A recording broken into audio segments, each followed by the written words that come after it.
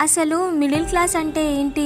అదృష్టం లేని రిచ్ క్లాసా, లేక గుండె ధైర్యం లేని పూర్ క్లాసా? పైన ఉన్నోళ్ళు లైఫ్ స్టైల్ గురించి ఆలోచిస్తారు, కింద ఉన్నోళ్ళు సర్వైవల్ గురించి ఆలోచిస్తారు. కానీ మనం మాత్రం సమాజం గురించి ఆలోచిస్తాం. మనకి కలలు కనాలంటే భయం, ఆ కళ నిజం కాకపోతే వచ్చే అవమానం అంటే ఇంకా భయం. సొంత ఇల్లు, సొంత కార్, కొంచెం బంగారం, ఇవి మన కలలు కావు, ఇవి మన గౌరవం. జస్ట్ మన స్టాండర్డ్స్ని కాపాడుకోవడం అంతే. రేట్స్ ఏమో ఆకాశంలో ఉంటాయి, శాలరీస్ ఏమో ఎక్కడో అండర్ గ్రౌండ్లో ఉంటాయి. ఉన్న బంగారం ఏమో బ్యాంక్లో ఉంటుంది.